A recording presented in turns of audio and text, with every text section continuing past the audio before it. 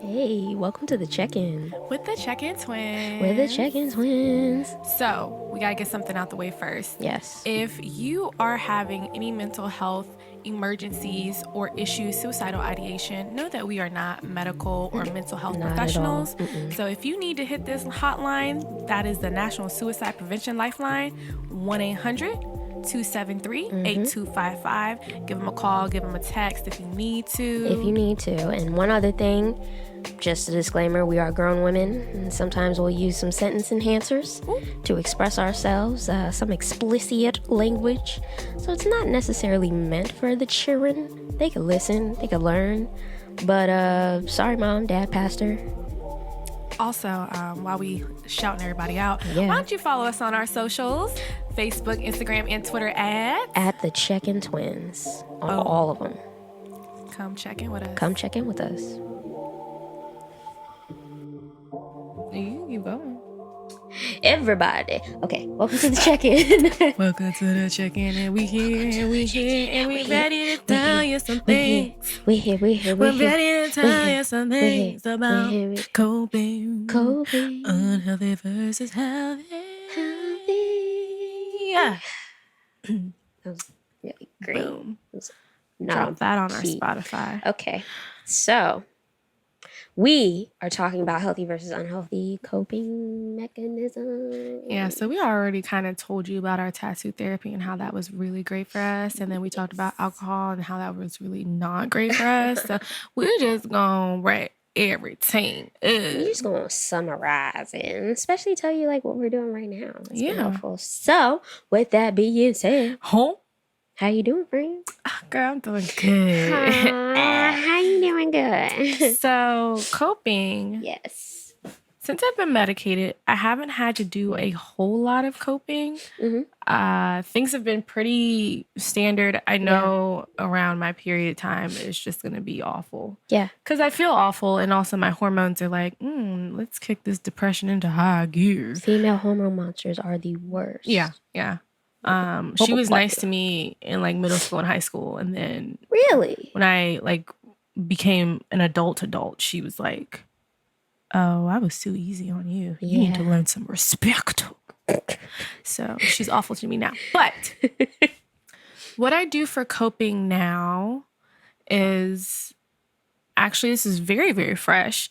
Creating content for our podcast has been very, very therapeutic for me. It is distracting, it's creative outlet, and it gives me opportunities to kind of introspect, but also be like helpful to other people. And I think that like meets all the criteria I need for some coping self-love. Yeah. It's like, cool, I can highlight where I'm not good at things, but then I can also reach out to other people and go, hey, are you guys doing okay with this? If you're not, holla at your girl. And it's been very, very, very good for me in that sense. What about you, friend? So for me, so the flame that lit the gaslight has really been testing my emotional boundaries.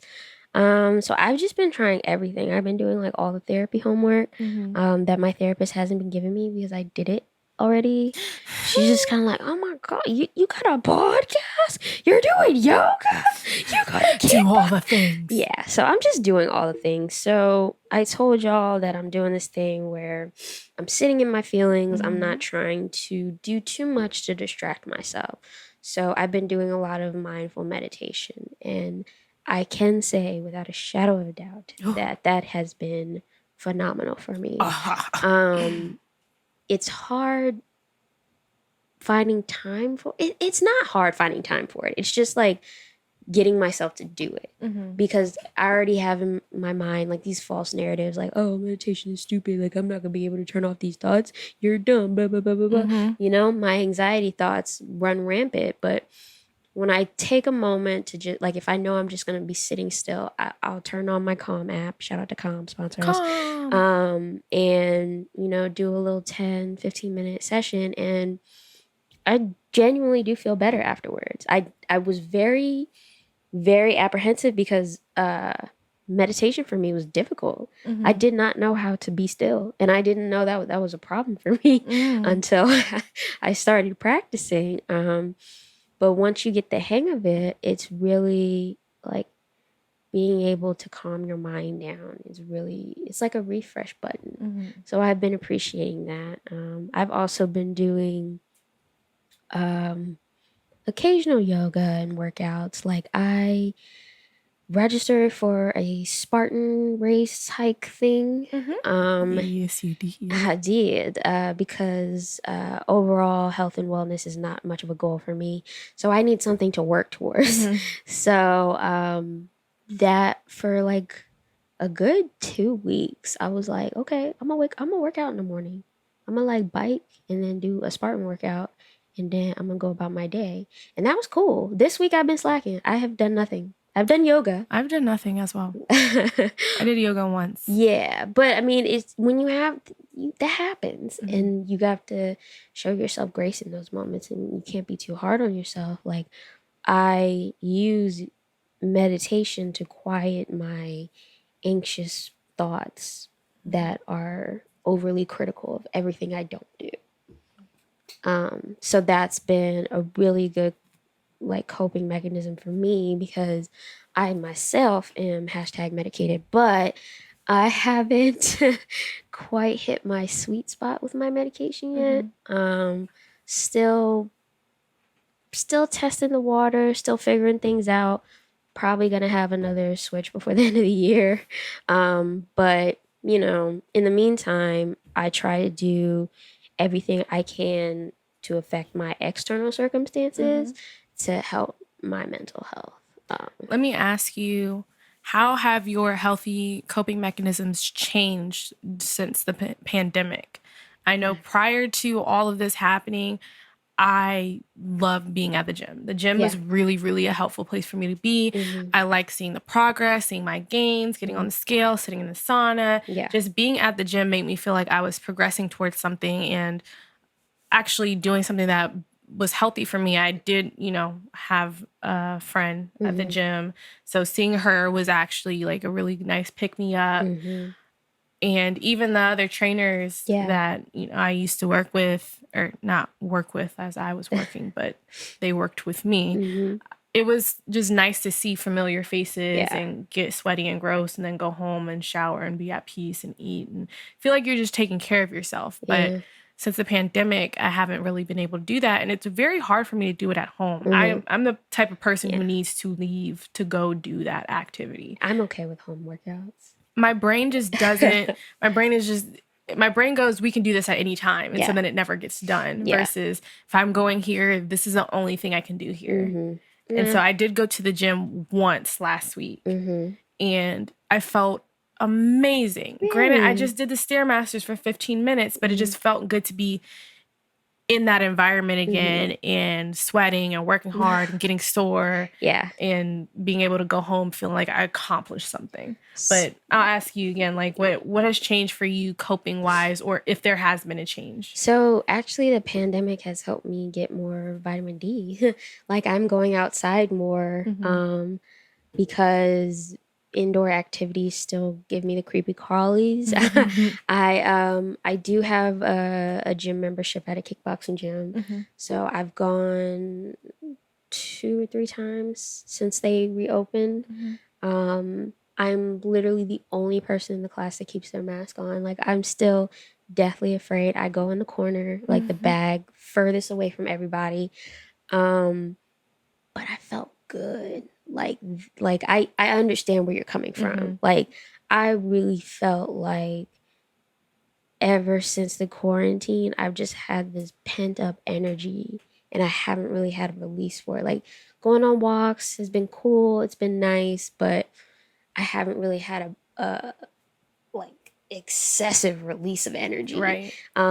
So that was a good thing. And in a sense, I can thank the pandemic for that. Like me going back to kickboxing because I missed it so much. You went to the gym before I did, so I was really surprised. So because I was just like, bro, I'm so angry. Like I want to hit something. I need to kick and punch things. Like I can't. Like it's work, just relationships, life. I just needed a release, and So I gave it a chance. I bought like a workout mask or whatever, and it's been great. The pandemic helped me appreciate my memberships. Like I'm looking at my bank account right now, and I'm just like, well, I need to cancel something. Pandemic. But the gym was one of those things where I was just like, okay, no, I can appreciate this for what it is, and I'll take the steps to make sure I'm safe.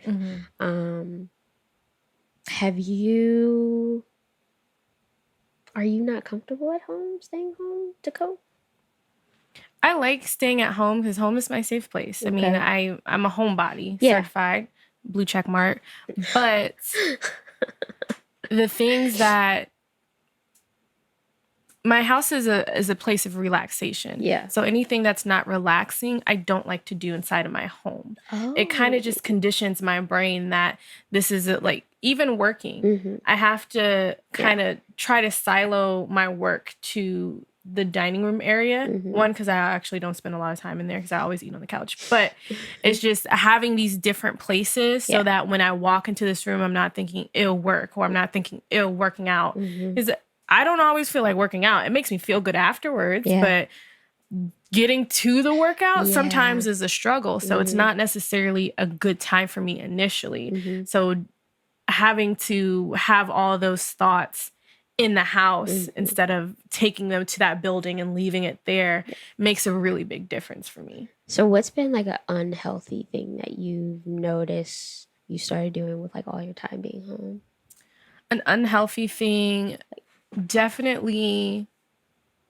Like for me, it would my be sleep schedule. Yeah. It's been trash. And I'm so lazy. I don't want to cook. I just want to DoorDash and sleep. Yeah. Because my brain is tired. After I'm trying to figure out like what am I going to do with work, and I got to make up hours, and I got to figure out when's the right time to go to the grocery store. And especially earlier in the pandemic, it was just so much you have to plan just to try to figure out where you can get paper towels and toilet paper. Granted, we didn't really have that big of an issue with that, but we stocked up. It's just shout out Costco, BJ's, Sam's Club, Whole Foods. Like it's just, it just was really hard for me to get on a schedule. Yeah. Because I knew I didn't have to leave. And I know it's going to be even more difficult once we're, leaving the house again after this pandemic is over. Is getting back on that schedule is going to be a nightmare. I feel like we have to just do away with that regular 9 to 5. It's just not, it's so different now. And forcing people to go back to that lifestyle is just like... It doesn't make sense. It doesn't, because the work still gets done. So you could save money on buildings and space and all that kind of stuff. You don't have to pay rent anymore.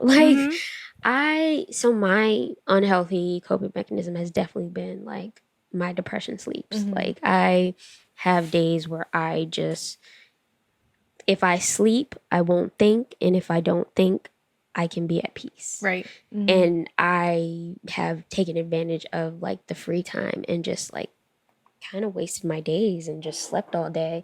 I wish I didn't do that, but sometimes it's okay to like have a day, but when it's like a week, that's when I'm like, we gotta self-reflect. And what is going on? Take naps during the day, and then I'm up all night. Yeah. And if depression really hasn't been getting me, but anxiety has been whooping my behind. Like, I've been up till like 4 or 5 in the morning. Oh, yeah. Jot down notes for the podcast. And that's where I get all my ideas. But it's just like my sleep schedule is trash. And then I'm tired in the morning for work. And it's really hard to explain to employers, like, hey, I didn't get sleep. What was you doing? All you can do is be at home. It doesn't matter when I'm on your... So, yeah. So it's just... It's been difficult in that sense, and feeling like I need a break from this quote unquote routine, but not being able to do anything that's a break from the routine has been especially difficult. So coping with that, I really had like you said, it's just been sleeping, because I'm just like, I don't really have a lot of options. Like, granted, I'm an introvert, but I do like to leave the house sometimes. So not having that option anymore is just like, okay, well, then what else am I supposed to do? There's only so much TV and video games and sleeping and eating that I can do. Because that's all I've been doing since March. Like, there have been random spurts where you're just like, I'm bored. Yeah. And I never thought I would say that in my own home. Yeah. But here we are. Here we are. And I'm saying that in my own home. So, yeah, it's the monotony of it all. Mm-hmm. When my home is no longer an escape, or no longer an escape for me to get away from, work and people driving stupid and whatever other stupid things happen during the day, it just becomes like this purgatory situation where it's just like, I'm here for a while and I don't know what to do with this time. I mean, that's why we have little Juzo. That is true. Little Juzo. I do have a baby now, guys. She's a mom. I'm a cat mommy. A mom of one little black and white bundle of joy. And I definitely woke up early. Last night was his first night, and I woke up early today at like 7. Got him some food, clean the kid. Like, now I'm just cleaning because I'm like, I want to make sure this is a clean space for you, little buddy. Sure he doesn't get into anything. And it's definitely been something to keep my brain active and something to keep me on a schedule, in a sense that I need to make sure that this environment is a clean and safe environment for him. Yeah. So that's been helpful. I think also for me, in addition to sleeping, definitely eating. Like, the quarantine 15, that's real. Like, the beginning of what month? I think May? I don't know. I got on the scale one month and I was like, I think it was April, because we did measurements that month and I was like, what is this? I was distraught. There's another body in my body. Because, like, for me, for years, I was like 90 pounds. Years. I'm a small human. So it made sense. For years, I was that weight. And then all of a sudden, what is 90 pounds? Is that my portion of shrimp that I'm going to eat? I can't stand you. It doesn't make any sense anymore. So it's like, eating, I've just been bored and I want to eat stuff, and like, I like good things that taste good. And if it tastes good, it might not be healthy. So then we're in this weird cycle of like 6 cinnamon rolls. All of a sudden they're gone in 2 days. How did that happen? I don't know. Oh, that's another coping. Spending money. Spending money. Especially because being woke and black and stuff, I was like, I'm going to buy all the things from all the black businesses. And I'm looking at my account like, who is financing your life, ma'am? Because you acting like it's Oprah. I don't appreciate being called out like that. It's just something that we could have kept to ourselves. So we don't have to talk about finances. Financially irresponsible twin, come to the front desk, please. Oh, here I am. Somebody's looking for you. It's your bank account balance. I definitely emotionally spend. That is my biggest unhealthy coping mechanism. And I really put a spotlight on that during this pandemic because I had so much free time and like my add to cart hand was like running wild. It was like boom, boom, boom, add to cart. So just throwing out examples. I bought 12 books at the beginning of the pandemic. I've read 1.5. She already has a lot of books. I just want to say that she can pack up her entire room and like 3 of those boxes just be full of books. I bought a bunch of books. I need to get a cool bookshelf. But that is more spending. That's more spending, literally this past week, I have stopped myself from hitting buy now at least 18 times within the week. Well, that deserves a hand clap. Thank you so much. Thank you so much. It's very difficult. It's really hard because I have these urges. It's like I'm a crackhead. It's weird. You got something for me to buy? Yeah. Is it on sale? You're feeling sad? You gotta buy something. Coupon code? We can buy happiness. Like, legit, that's what I try to do. I try to buy I try to buy my happiness, and literally all it does is make me sad at the end of the month because that's what my bills. That's what my bills are due, and I'm just like, oh my god, I'm hitting my credit card limit. You know, it's just bad. So I did a budget, and you know, my goal is by September, debt free. That's my goal. It's gonna be a tight budget, like. There's already things like I plan on spending next month, and I'm just like, oh, this is gonna be over budget. This is gonna hurt me. Yeah. But you know, outside of like that one or two incidences where I'm gonna be spending over budget, I'm gonna keep it tight. Because I've never been this bad before, but I've been so emotionally unhealthy. That my quest to find happiness through buying things has just gotten out of control with all this time I have on my hands. Yeah, when I get emotional and I'm having a terrible time, I either sleep everything away. Yeah. These are my options. Sleep everything away, eat all the things, eat none of the things, or do all of the above. Yeah. Like, I will binge eat one day and then the next day be like, I'm disgusting. I'm not eating anything. Yeah, it's concerning. Yeah, this is how I keep my girlish figure. But yeah, that's probably like my go-to. Yeah. If I'm going to work and things like that, because I'm expending energy to leave the house and to the 10-minute walk to the building and stairs and all this kind of stuff, I will actually build up an appetite. I will have to eat something. But when I'm at home and I'm not doing anything but sitting on the couch with a laptop, it's just like, I don't need to eat. Yeah. I'm not. Twin, have you eaten anything? No. Why? Like, I don't have no good answers. I don't have no good reasons. Yeah, I'm hungry. You should eat. Yeah. And I'll sit there on the couch and not do anything. That takes up more energy. I don't know if this is peak laziness or just like, probably. Most of the time it is. Most of the time the answer is depression. But yeah, me is like unhealthy coping is just like me, like quote unquote, punishing myself. And that's whether it's just not eating or like ruining my schedule. Because I've thought about whatever I'm going to do before I do it. I don't ever make, I mean, you know, I'm the planning twin. Yeah. Like, I don't make any rash decisions. I do all the time. I think about it and meditate on it day and night, like you're supposed to do with the Bible. Balls to the wall. But so like, I'm going to not eat today. Yeah. That is going to have a terrible consequence for me. I'm probably going to have a headache. I'll just drink some water. Oh, my water bottle's empty. I'm going to get some non-drinking water today. Like, I'll think about all these things and still do it. Why are you punishing yourself? Because, now this sounds silly. Hey, safe space. Safe spaces.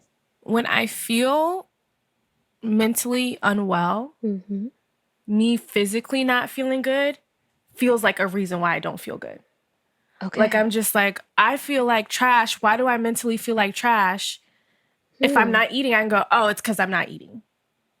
Okay. Like, you can pinpoint it. I'm trying to make sense of something that doesn't make sense. It's a chemical imbalance. I don't have any control over that. But I'm trying to almost answer the reason I'm not feeling well with something that I've already created. It doesn't make sense. And it's not a thing that works. Like, I can't just sleep all day and be like, oh, why do I feel like trash? Oh, because I slept all day, didn't shower, and didn't eat. Yeah. No, that actually, I mean, makes perfect sense to me because Thank you. I think the same way. I'm just like, but mine's is more so I get confused by that. Like, I don't cause like a physical reaction. I more so am confused by why there's not a physical reaction. Like, I'm just like, I feel a certain way, but my external circumstances, like, I'm good on paper. I should be good. Why am I not good? Yeah, I feel that. That's why I make a situation for me to not be good. Because I'm just like, there's no logical reason for me to feel the way that I feel right now. Like, I should be maybe not ecstatic and happy, but at least in a neutral. Like, I should be okay. I shouldn't feel bad. Things are going pretty decent in my life. Like, I'm I'm not struggling. Like, so then I create situations that I could feel bad about. Exactly. And then I'm like, okay, well, now everything makes sense. Look at us. Man. Digging deep. We should start charging. Yes. No. Subscriptions. Wow. Yeah. OnlyFans. No, I'm just kidding. In those moments where you want to punish yourself, how can you reconcile those feelings? Instead of going the punishment route, how can you go the healing route, loving kindness route, gratitude route? Because my punishment voice is still a lot stronger than my "why are you doing this to us" voice, I generally have to just talk to somebody that cares about me. Okay. And I'll just say, like, hey, I'm not having a good day. Yeah. I can tell you that. I can tell my honey muffin that. And y'all ask me, did you eat today? Yeah. They'll ask me if I showered. Did you make your bed? Like, just little things that will give you a little pick-me-up. Because I know I can take a shower and feel 20-30% better than I do. But it's just so hard to get to that point. So telling somebody else definitely helps me because they kind of, give me some words of affirmation, which is my love language. Give me some words of affirmation. And I know because I care so much about other people, and if I know it's affecting other people, I will force myself to do something for them because I know that it'll make them feel more at peace, which in turn is good for me. Okay. So that is like the hack I have to do with myself instead of just going, Tiffany, damn. That's the hack that I have to do with myself instead of just going, hey, eat some food. Yeah. You just need food. Yeah. My brain's like, you don't deserve to eat food. You don't deserve nutrition. Why do you don't even feel good. Why are you sustaining your life force? Your face is stupid. You don't need to feed it. Text my honey muffin and be like, I'm having a bad day. And I know I need to eat, but I don't know what I want to eat. And he'll throw out some things, and I'll probably say no to all of them. And then he'll say, just drink some water at least. Yeah. And I can get myself there. So that really, really helps me. I definitely feel you on communicating with people like that. I'm really like, I don't know. I don't like being a burden to other people, but I'm getting better at letting people know when I'm having a bad day. And that's been very helpful for me because I don't feel any guilt associated with like me bailing or just anything like that. So communicating my feelings and trying to pinpoint a source. Like, why? Why am I feeling this way? I'm feeling this way because of XYZ. Okay. Why am I feeling this way because of XYZ? Like, why is XYZ having this power over me? Right. Now?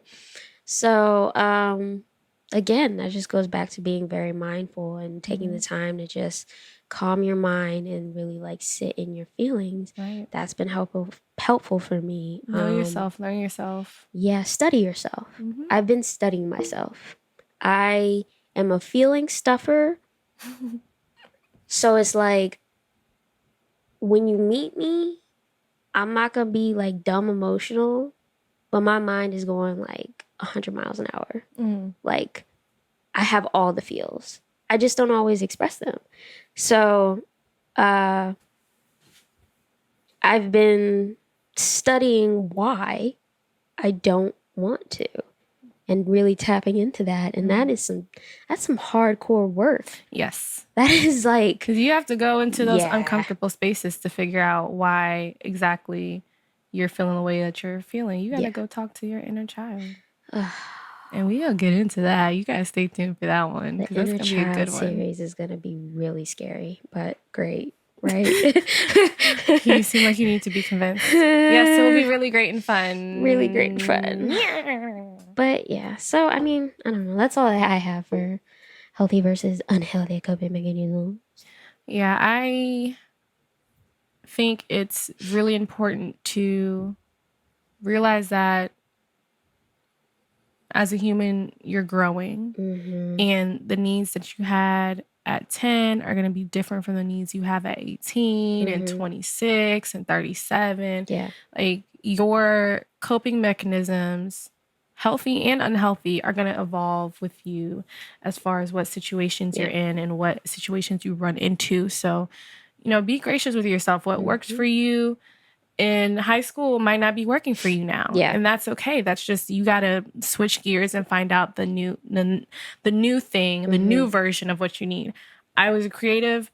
I wrote all the time. I would write poetry, stories, blah, blah, blah. I still enjoy writing. That's a big thing for me. Yeah. But that's not what I do now. Now my creative outlet is really this podcast and our socials. So I still get that, oh yeah, being creative is still my outlet. Yeah. But it just has a different face now. So doing that, of course, same goes for your unhealthy coping mechanisms. Yeah. I, as a child, always shut down. And I still do that as an adult. That's just my version of sleeping. You retreat, Yeah. So it's just, things are going to evolve, but the baseline, of a healthy coping mechanism and that baseline of an unhealthy is generally going to stay the same. So, just watch for that, y'all. Yeah. And, talk to your friends. They can help you find, my friends remind me all the time, like, oh, you're creative. And I'm like, I am? What do you mean? Because I don't do creative stuff anymore, really. But you used to all the time. Cranking out poetry. I know now. Like, that's something that I have to find what outlet works now for me to be creative. So do that, y'all. Do that. Study yourself. Yes. Figure out what works for you. Get your doctorate in yourself. All right. Next segmento.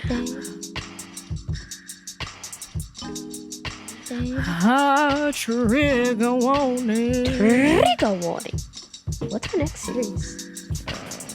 Oh my goodness. Look at us. We have to go back to our notes.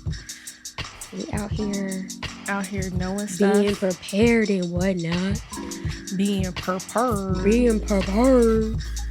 All right, so our next series is boundaries. DIY boundaries. Do-it-yourself boundaries. We are going to help y'all out. Help ourselves out, really. We're figuring this out, too. Yeah, everything is trial and error.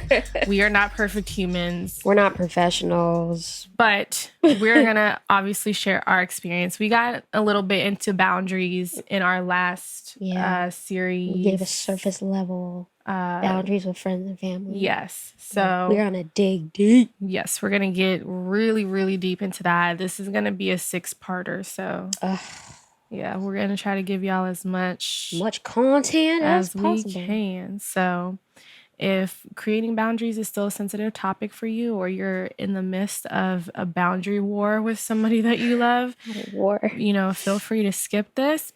But I think this will be very helpful for you. So whenever you're ready, we'll be here for you. Be here. And remember, life is a bitch. With terrible coping mechanisms that thinks that they're healthy coping mechanisms and then blames everybody around them. Yeah, they just play the blame game and it's just like, sis, look at yourself. Yeah, this is all you. Can you relax? You gotta take some responsibility. Can you take some accountability? Ooh. Do you know any of the abilities? Sorry. Do you have abilities? Don't let that bitch ruin your day. Yeah, honestly. Send her a link to Psychology Today. Psychology Today, please sponsor us. We need money.